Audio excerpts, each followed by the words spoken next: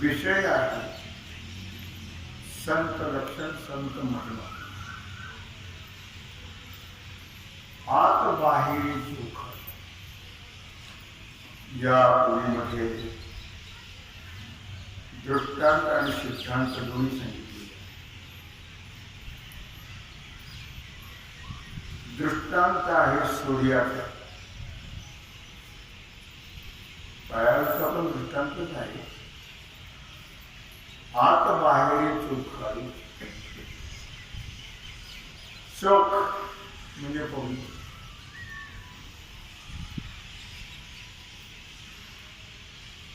चोखाळू सूर्य जसा अंतर्बाह्य प्रकाशमान.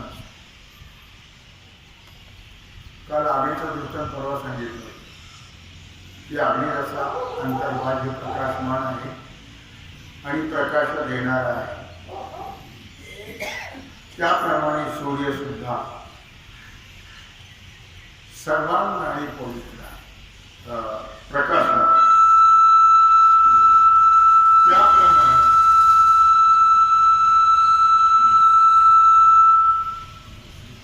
तो म्हणजे संत महात्मा साधू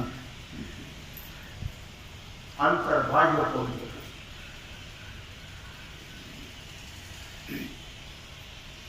एवढंच नव्हे तर ज्याप्रमाणे पायाला धन कळतं, धनाचं ज्ञान असतं.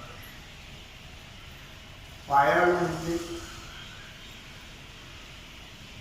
पायाकडून ज्याचा जन्म केला बहुतेक डोकाळीच असतं, पायावर क्वचित असतं. बहु अंशाने डोक्याकडूनच जन्म होतो आणि जे पायाकडून जन्माला येतात त्यांना पायावर त्याला भीती पण असते. जे पायाकडून जन्माला येतात त्यांना अनेक प्रकारचे दुःख आणि भीती असते. पहिली भीती त्याला विजेचीच असते. पायावर नेमकी वीज पडते असं शास्त्र. पण पायाला या जमिनीमध्ये कुठं धन आहे ते दिसतं, तर धनाची पण भीती असते. कारण धनाच्या ठिकाणी संबंध असतात, पिशाच असतात, त्याची पण त्याला भीती असते पायाला. पायाळू हा जसा बाकीचा नाही विषय घ्यायचा आपल्याला, पायाला जसं धन कळतं, धनाचं ज्ञान असतं, त्याप्रमाणे ज्ञानी महात्म्याला ब्रह्मज्ञान, तत्वार्थीचा पाया देखणा जो तत्व म्हणजे परमात्मा, ब्रह्म, आत्मा, स्वरूप, याचं ज्ञान त्यांना असतं. किंबहुना तो पायाप्रमाणे पाहणारा आहे, दिसतं त्याला प्रत्यक्ष.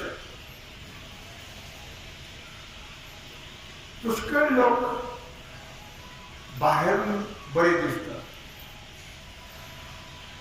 म्हणजे चोखाळू पवित्र वाटतात, शुद्ध वाटतात, परंतु आत मलिन असतात, भयंकर. म्हणून तो माणसं एक म्हण पडलेली आहे, दिसतं तसं नसतं म्हणून मनुष्य प्रश्न. ऊपर ऊपर तो खूप बनी, अंदर के राम जाने.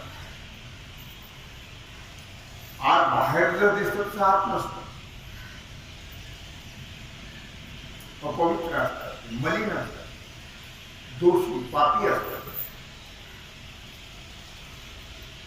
केवळ बाह्य शुद्धी काय कामाची नाही, अंतर्बाह्य शुद्ध पाहिजे, अंतर्बाह्य पवित्र पाहिजे. अर्थात अंतर्बाह्य शुद्धीचा जो प्रकार आहे तो 13व्या अध्यायात फार सुंदर सांगितला ज्ञानेश्वरी. साधारण 13व्या अध्यायाच्या 467, 68, 69, 70, 71 पर्यंत सांगितलेलं आहे.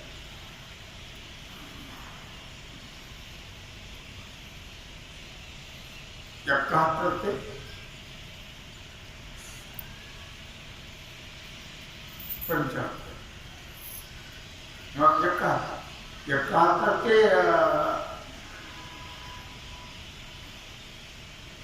ते असे 2-4 वैतून सांगितले.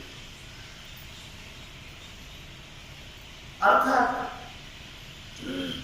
मने सुचित्व गा ऐसे 13व्या अध्यायाची 467 ओवी आहे.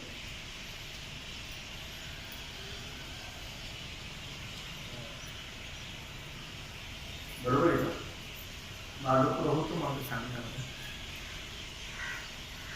मने सुचित्व गा ऐसे कदाचित 461 असेल. 13व्या अध्यायात मने सुचित्व गा ऐसे जयापाशी दिसे अंगमर दैसे कापूर. दृष्टांत कापला किती ओवी?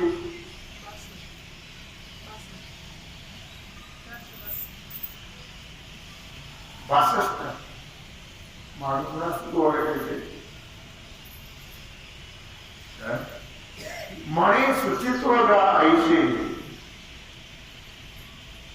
जयापाशी दिसे. महात्म्यांची संतांची शुद्धता कशी असते? कापडासारखी.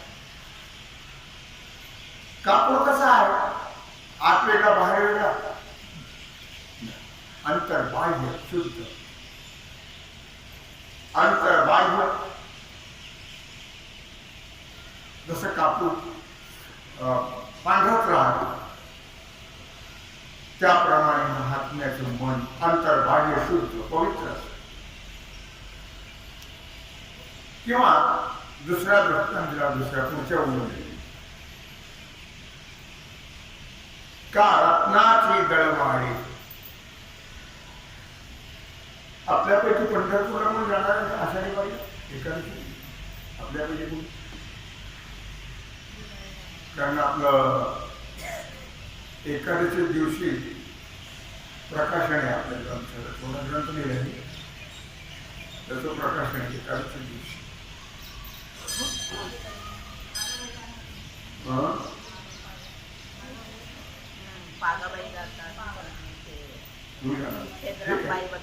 बाकीच्या हातात का रत्नाची दळवाळी जैशी दळवाळी जैसी सबाय चोखळे रत्नाचं रत्न रत्न काही कल्चर मोत्यासारखं नसतं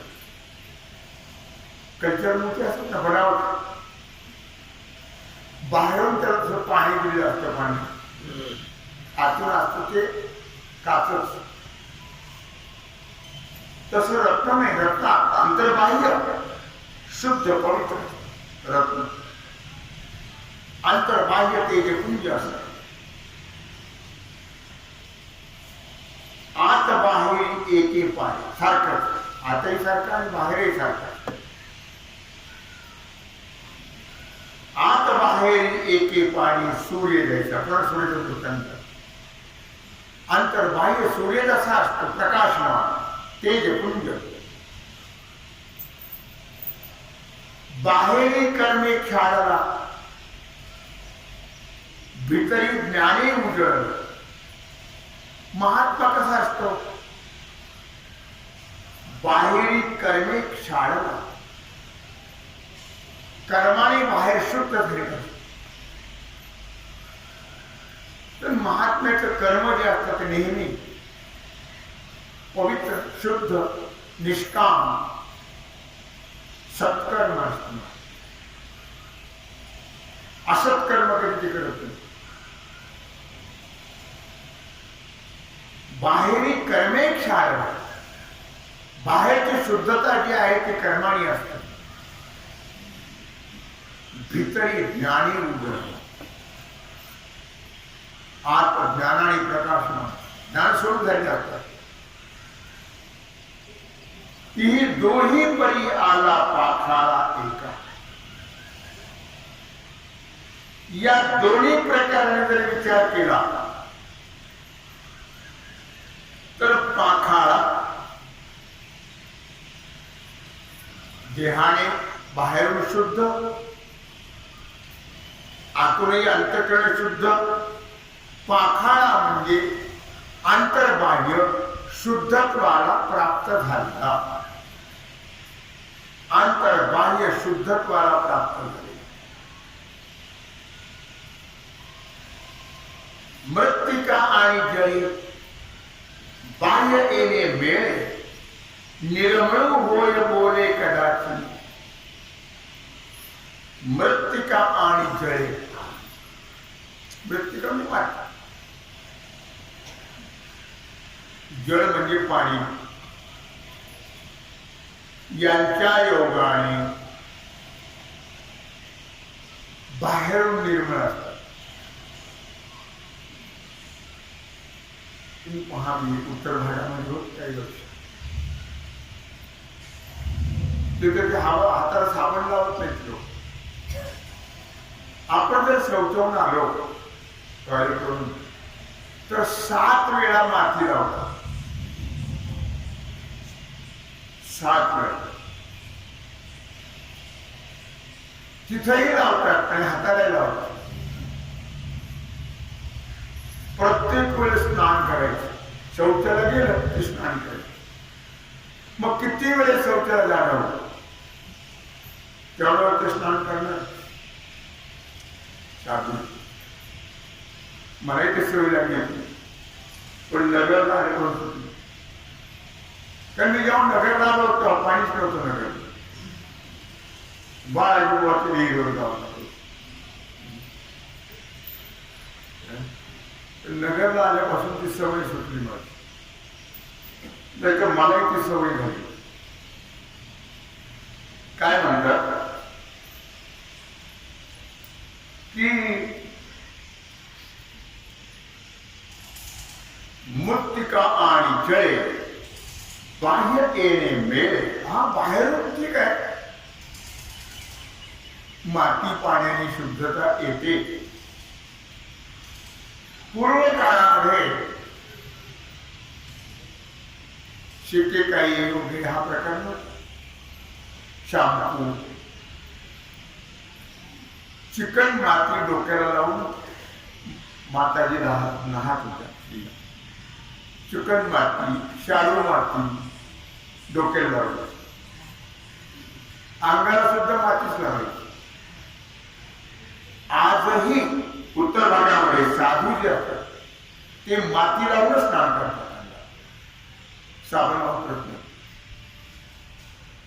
म्हणून म्हटलं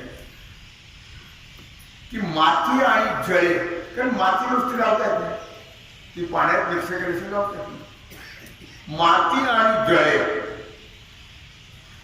बाहेर येणे मिळेल, बाहेरून जी शुद्धता जी आहे ती माती नव्हते, ठीक आहे, त्याच्याबद्दल काही वाद नाही. वेदाचे निर्मळ होय बोले वेदाचे, अर्थात माती आणि पाणी याच्या योगाने बाह्य शुद्धता प्राप्त होते. आणि असं वेदाचं म्हणणं आहे, किंवा बाह्य शुद्धतेकरता पाणी आणि मातीचा उपयोग करावा असं वेदाचं म्हणणं आहे. वेदाचे बळे, वेद सांगतो म्हणून भलतेच बुद्धी बळी रज आरिसा उजळी. पूर्व काळामध्ये मातीचे लोखंडाचे आरसे होते. कशाचे आरसे होते? लोखंड. तेव्हा त्याला उजळण्याकरता माती लावल्या जाईल, मातीने घासायचे, विटकरीने घासायचे, आणि घासून घासून घासून आता मशीनमध्ये घासून ती स्टील तयार होते. मशीनमध्ये लोखंडाचं येते, लोखंड शुद्ध केलं ती स्टील.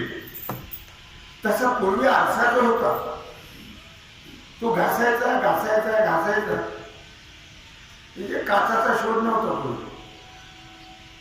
आणि मग त्याच्यामध्ये आपलं मुख पाहायचं, तो असं स्वच्छ झालेला. मग आता घासून घासून तो स्वच्छ झाला, मग पुन्हा तो मलिन होतोच, मग त्याला तांबारा येतो. किती जरी लोखंड तुम्ही घासलं तरी त्याला तांबारा चढला जाईल. मग तो मातीनं घासायचा आणि मग मातीनं तो स्वच्छ व्हायचा. जुन्या काळाची गोष्ट आहे. जुन्या ज्ञानोबाच्या काळामध्ये काचाचे आरसे नव्हते, लोखंडाचे आरसे. दोन या ठिकाणी वृत्तांत दिलेला आहे की भलतेच बुद्धी बळी रज आरिसा उजळी. बुद्धिमान लोकांचं काम नाही, कशाने आरसा वगैरे स्वच्छ, तर त्याने आपली माती लागते. जुन्या काळात तर आरसे नव्हतेच, आणि कोण कुठला करते पाहते नव्हते, तेव्हा आरसेच नव्हते कुठलं पाहिजे. मग एवढा कुठला करून मग त्यात पाहायचं त्या लोखंडावर मुख असं होतं. ही दोन्ही परी रज आणि आरिसा उजळी. भलतेच बुद्धी बळी रज आरिसा उजळी. सौंदर्य फेरी थिगळी वस्त्रा. सौंदर्य म्हणजे घडूळ पाणी, खराब पाणी. घडूळ पाण्याने स्नान केलं तरी अंग स्वच्छ निघतं, किंवा घडूळ पाण्याने कपडे धुतले तरी. आता खेड्यापाड्यामध्ये नदीला पाणी आलं की घडूळ पाणी असतं, मग त्या पाण्याने जरी कपडे धुतले तर निघत नाही, स्वच्छ. किंबहुना ये परी. हा काय सांगितलं लागला? बाह्य चोख अवधारी आणि ज्ञान दीपोतरी अंतरी म्हणून. महात्मा कसा असतो? बाह्य तरी चोख अवधारी. बाहेरून तर पवित्र असतातच, ते शुद्ध असतातच, त्याच्याबद्दल वाढणार. आणि ज्ञान दीप अंतरी म्हणून शुद्ध. आत मात्र त्यांचा ज्ञान दिवास, ज्ञानाचा दिवास, म्हणजे ते ज्ञान स्वरूप धरी असतात, म्हणून ते अंतःकरणामध्ये अंतरात शुद्ध आता बाहेर शुद्ध. अर्थ असं म्हणा नामाने बाह्य शुद्धी होते आणि अंतरशुद्धी होते. आपण नेहमी म्हणतो हरिपाठ कीर्ती पवित्रची होय देह. ज्ञान अंतरी म्हणून शुद्ध अंतरीचा ज्ञान दिवा मालव नको. हरिभजना बीन काळ घालवू नको. अंतःकरणात जर ज्ञान दिवा लावायचा असेल तर अखंड नामस्मरण करतात. नामस्मरण हे काय आहे? अंतरंग साधन, जवळचं साधन. काही बाह्य साधने यज्ञ यागात काही बाह्य आहे आणि नामादी जे आहे ते अंतरंग साधन जवळचे आहे. नामस्मरणाने काय होतं? अंतःकरण शुद्ध होतं. अंतःकरण शुद्ध झाल्यावर ज्ञान होतं आणि ज्ञानाने मोक्ष प्राप्त. म्हणून आणि ज्ञानदीपो अंतरी म्हणून शुद्ध. शेर टाकणार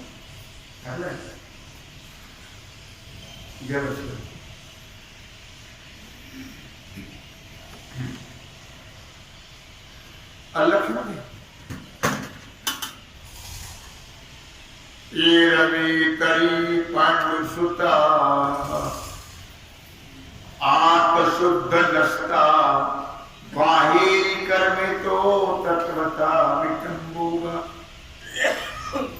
भगवान म्हणतात आहे आतच नाही तर बाहेर कसं आहे? किंवा एरवी तरी पांडुसुता आत शुद्ध नसता. आतच नाही तर बाहेर कसं येईल? आत जर शुद्धता नसेल, अंतःकरण मन शुद्ध पाहिजे की बाहेर शुद्धता येतेच. अंतःकरण शुद्ध म्हणून मन करारे निर्मळ. मन करारे निर्मळ एवढी गोपाळ राहील. जर मन पवित्र असेल, मन निर्मळ असेल तर नक्कीच परमात्म्याचं विशेषत्व आणि वास्तव्य असते. सामान्याच्या ठिकाणी सामान्य रूपाने वास्तव्य असते. भगवान सर्व ठिकाणीच आहे पण सामान्य विशेष भाव.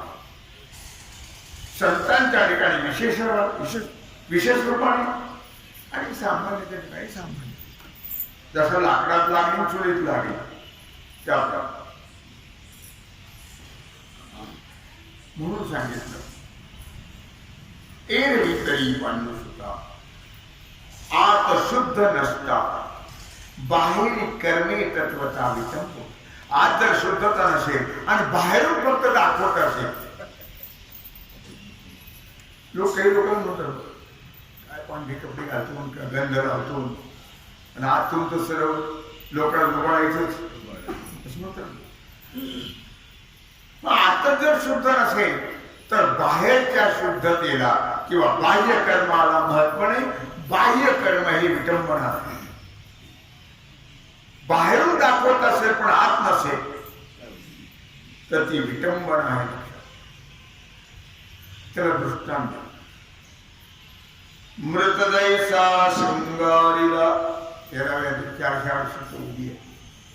मृतदैसा शृंगारीला गाढवतीर्थी नानीला. मृत म्हणजे मेलेल्या माणसाला शृंगार केले काय व्यर्थ किंवा गाढवतीर्थी नानीला सांगितलं. बादशाह आणि बिरबलला बिरबल हमको तो ये गधे का घोड़ा बनाना है. असं कसं होऊ शकते? नाही बनवायचं ठीक आहे. मग त्याने अनेक प्रकारच्या साबणा घेतला. राजा आहे तो नदीवरती गेला आणि गाढव अशा प्रकारे गंगेमध्ये उभं. लाव साबणा धू, लाव साबण धू, लाव साबण धू, लाव साबण धू. आता ते गाढव त्याचे घोड कसं काय बिरबला सरकार वो गधे का काही घोडा बनता है तर असं का केलं त्याने त्याचे कारण तो म्हटला होता मला बमन बनाव बादशाह काय म्हटला मुझे बमन बनाना है ब्राह्मण होना पाहिजे कसं शक्य आहे मग बिरबलने हा प्रयोग केला बिरबलने गाढव घेतलं बिरबल चुकले सांगितलं गंगेवर गेला साबणा घेतल्या त्या गाढवांवर बसला बादशाह बादशाह पाहिलं अभी देखो क्या कैसा कर रहा है तुम सही सरकार इसका घोड़ा बनाना है अभी गधे का कहीं घोड़ा बनता है तो बोले आप बमन कैसे बन सकते हैं म्हणून या ठिकाणी म्हटलं की मृगयेचा संघारिला का गाढव तीर्थी नाहीला गाढव किती तीर्थ स्नान घातलं त्याला म्हणजे घोडा होईल नाही कडू दुधिया माखीला गोळे कडू भोपळा त्याला किती जरी तुम्ही दुधामध्ये गुळामध्ये शिजवलं तरी त्याचा कडूपणा जाणार नाही कारलं जसं कडू असतं पण स्त्रिया त्याला गोड करतात गुळ घालून गोड होतो कडू दुधिया माखीला गोळी द्यायचा किती जरी वरून भोपळ्याला माखीला म्हणजे लावला असं म्हणतात भोपळ्याला वरून कितीही गुळ लावला तरी तो कडू गोड होऊ शकत ओस घरी तोरण बांधिले का उपवासी अन्ने लिंपिले ओस घरी काही काही गावच ओस असतात मी जुन्ना मार्गाबरोबर गुलबर्ग्याला आम्ही जात असतो बिदरचे पोरं आहेत त्यांनी दर वर्षाला ते जायचे बरोबर 10-5 माणसं बैलगाड्या तेव्हा काही गाडीची सोय नव्हती मग प्रत्येक गावात त्यांचं कीर्तन व्हायचं त्यांची पूजा त्या दक्षिणा गुरु शिष्य मंडळ त्याचं जास्त आंध्राम तेव्हा एक खंडोबाचं गाव आहे मैलार म्हणून मैलार आंध्राम आणि ते मैलार जवळ एक गाव आहे फार सुंदर गाव आहे ते आजही आहे त्याची बांधणी वगैरे फार सुंदर आहे कशामुळे बांधलं असेल माहिती नाही पण बांधलं पण तिथं माणूसच नाही ओस आहे माणसं नाही असं म्हणतात तिथं पिशाचं राहत गाव ओस पडलेलं आहे मग अशा गावामध्ये जर तोरणं बांधली कमाना बांधल्या तर काही उपयोग नाही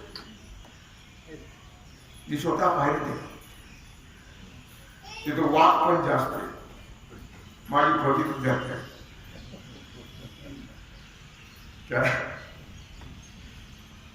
काय म्हटलं या ठिकाणी ओस घरी तोरण बांधले का उपवासी अन्न लिंपिले मनुष्य 2 दिवसाचा उपवासी आहे आणि त्याच्या पोटावरती जिलबी बांधली काय बांधली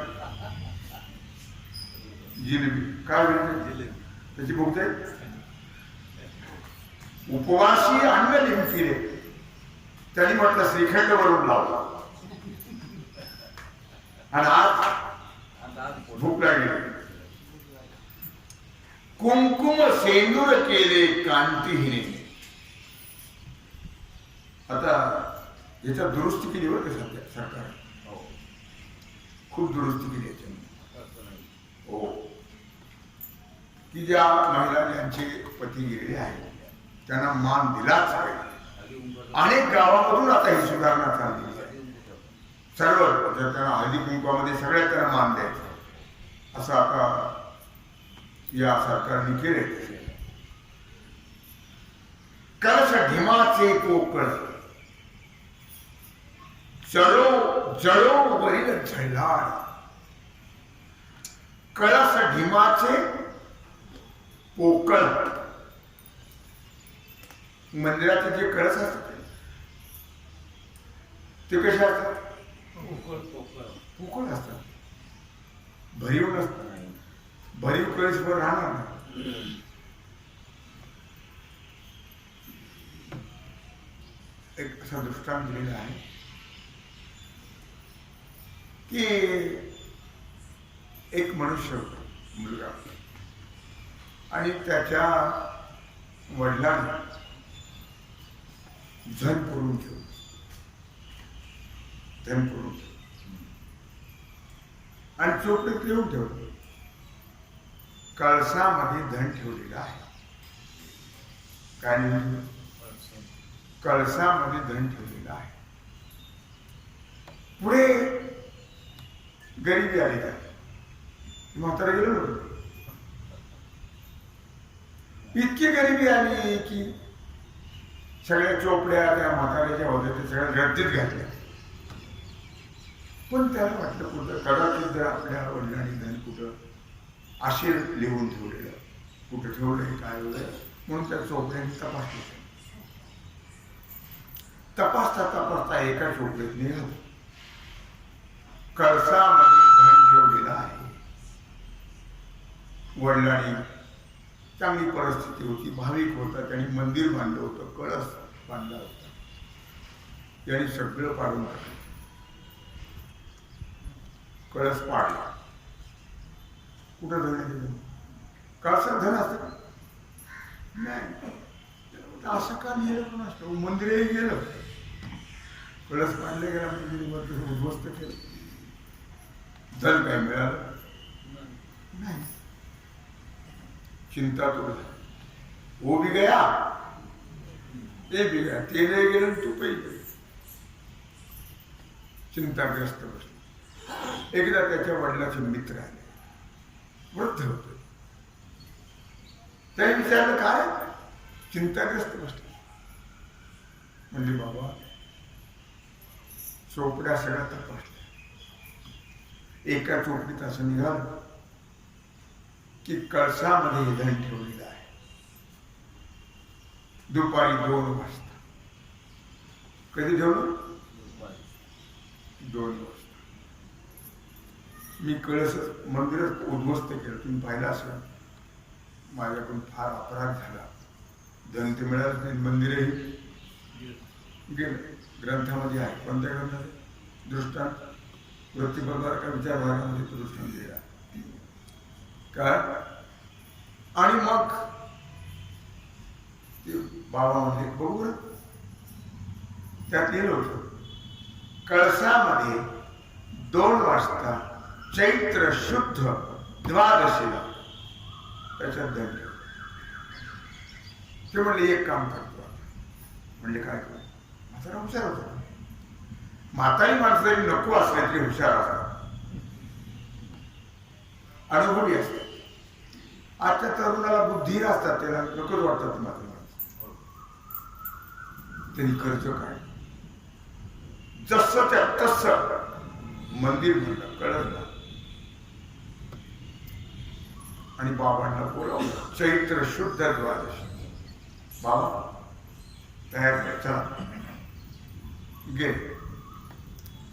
मंदिराजवळ गेल्यानंतर 2 वाजता त्या कळसाची सावली ज्या जागेवर पडली होती तिथं खोदायला सांगितलं. कळलं? भाषा काय असते लोकांची? जशी दलालाची भाषा असते.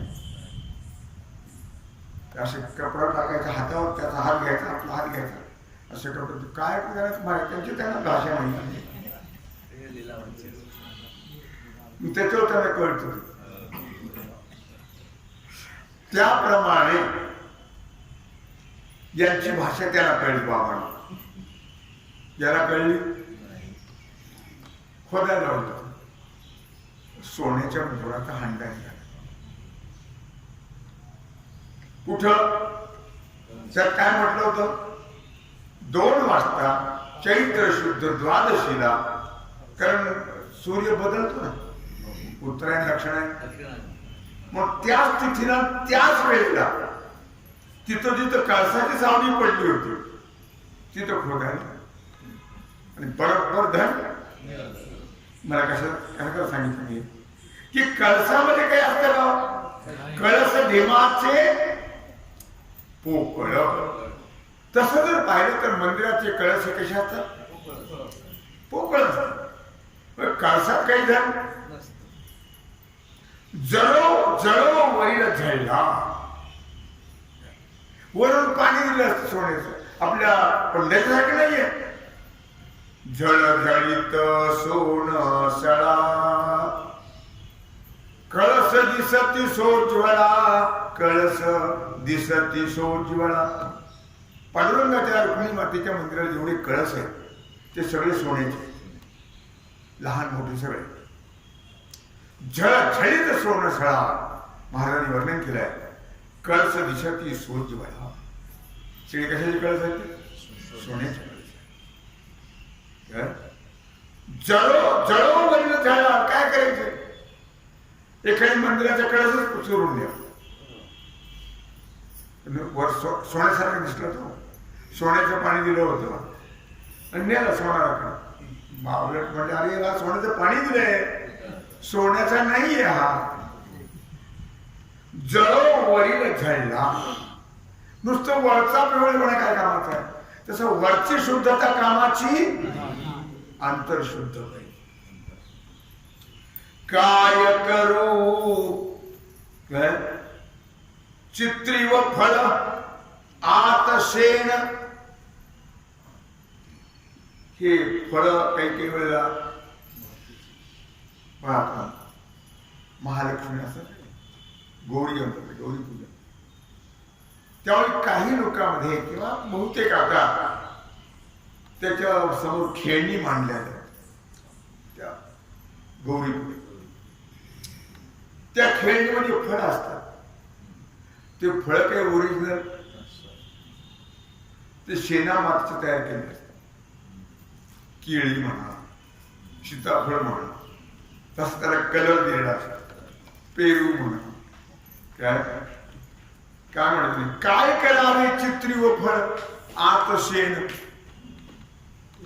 हे चित्रातली जी म्हणजे ती पुढं समोर ठेवण्याकरता जी फळं केलेली असतात तयार, ती कशाची असतात? शेणा मातीची असतात. दिसायला फार सुंदर. मुलांनी हात घेतला, आई मला केळ दे. मला अरे ते केळ चांगले नाहीये. नाही मला देच. दिलं एक केळ. त्या तोंडात घातलं आणि फोडलं. काय होतं? शेण आणि माती. ते का ओरिजिनल? तैसे कर्म वर्जिले करा, नसरे थोडे मूल कुडा. त्याप्रमाणे वरील कर्म आज जर शुद्ध नसेल तर वरच्या कर्माला महत्व नाही. खोट आहे. कुडा, कुडा म्हणजे खोट. वरवर जर तो दाखवत असेल आणि आज जर नसेल तर ते खोट आहे. वरच्या कर्माला महत्व नाही. नसरे थोर मोले कुडा, नभे मदिरेचा घडा पवित्र गंगे. 2 दृष्टांत दिले. किंवा घागर आहे मद्याची आणि ती मद्याची घागर गंगेत येऊन बुडवली म्हणजे काय पवित्र होईल? नाही. अपवित्र ती अपवित्र. म्हणून दारू पिणाऱ्याने कितीही गंगेस बुडाले तरी पवित्र होत. मांस खाणारे आणि दारू पिणारे हे कधीच पवित्र होत. मांस खाणारे आणि दारू पिणारे हे जन्माला म्हणजे जेव्हापासून ती सुरुवात केली त्यांनी खायला आणि प्यायला तेव्हापासून तर मरेपर्यंत ते अपवित्र असतात. त्याने काही केलं तरी ते पवित्र होत नाही. आणि म्हणून मद्य मांसाचं सेवन करू नये. केलं तर ते चालत.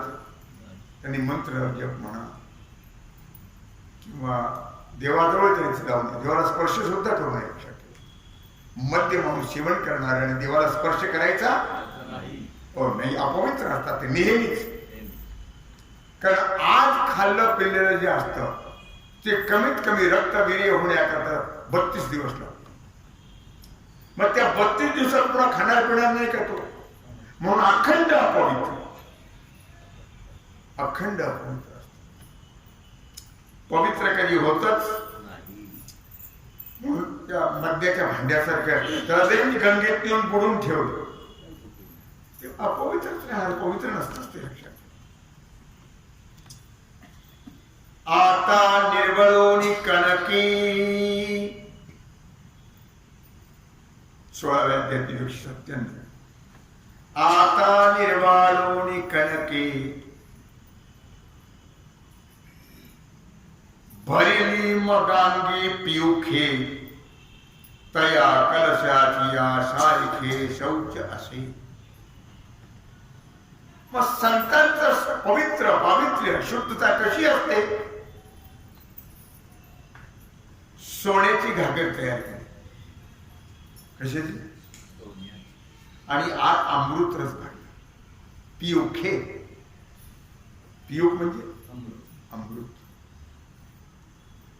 अमृतही पवित्र आणि कलशही पवित्र, बाहेरूनही पवित्र आणि आतूनही पवित्र. महात्मा बाहेरूनही पवित्र असतात आणि आतूनही पवित्र.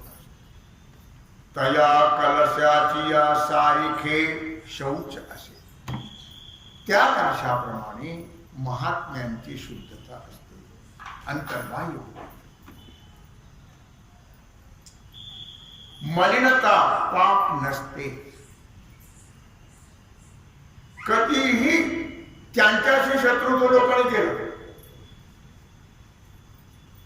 पण त्यांनी लोकांशी शत्रुत्व केलं. उलट त्यांनी सांगितलं खळाची व्यंकटी सांडो तया सत्कर्मी रथी वाढो भूता परस्परे पडो मैत्री. किती छळलं संतान या दुर्जन लोक, पण त्यांनी कोणालाही विरोध केला नाही, कोणालाही त्रास दिला नाही. तया कलशाची या सारखे शौच. शौच म्हणजे शुद्धता. त्या सोन्याच्या घागरीत अमृत भरलेलं आतही पवित्र आणि बाहेरही पवित्र. त्या किंवा गंगा जरी भरली तरी आतही पवित्र आणि बाहेरही पवित्र. तसे महात्मे त्या कलशासारखे आंतरबाह्य शुद्ध पवित्र असतात. जे अंगी निष्काम आचारू कर्म करतात आपल्यासारखे दिसतात.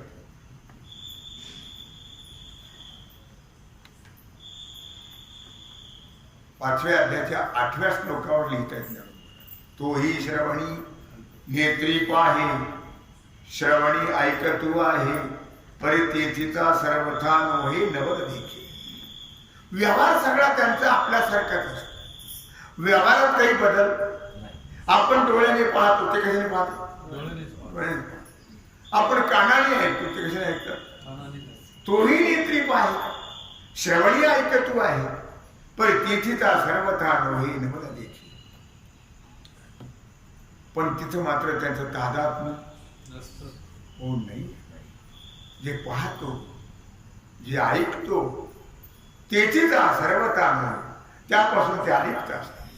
त्यांना माहिती आहे की हे सर्व सूक्ष्म शरीराचं काम आहे, आपलं नाहीये. म्हणजे आत्म्याचं नाही. आत्म्यामुळे पाहतो आपण का आत्मा पाहतो? आत्म्यामुळे ऐकतो का आत्मा ऐकतो? तेथीचा सर्वता नोहे. काय तिथं ते नसतातच. म्हणून म्हटलं या की जो अंगी निष्काम आचार कर्म करतात ते आपल्यासाठी, पण सकाम भावनेने नाही. आपण देवाची पूजा जरी केली, अभिषेक केला तरी संकल्प सोडून करतो का? न सोडता. संकल्पामध्ये काय काय म्हणतो आपण, किती मागणी मागतो. द्विपद चतुष्पद सहिताना, 2 पायाची 4 पायाची, त्यांना आयु आरोग्य ऐश्वर्य अभिवृद्ध्यर्थम सकल पीडा परिहारार्थम शांत्यर्थम तुष्ट्यर्थम पुष्ट्यर्थम अखंड लक्ष्मी प्राप्त्यर्थम अनेक संकल्प आहेत. नैवेद्य गुळाचा खडा आणि संकल्प रेल्वे मालगाडी एवढा, नगर टू बॉम्बे. अंगी निष्काम आचार, ते देवाकडे काही मागणार नाही. मागितलं तरी देव देणार नाही. प्रपंचातलं नाशिवंत काहीही देवाकडे ते मागत का? आपल्या प्रारब्धाप्रमाणेच होत, त्याप्रमाणे घडतं. देवाला मागून देव देत होणार ते होते प्रारब्धेची. म्हणून देवापुढे काही मागायचं.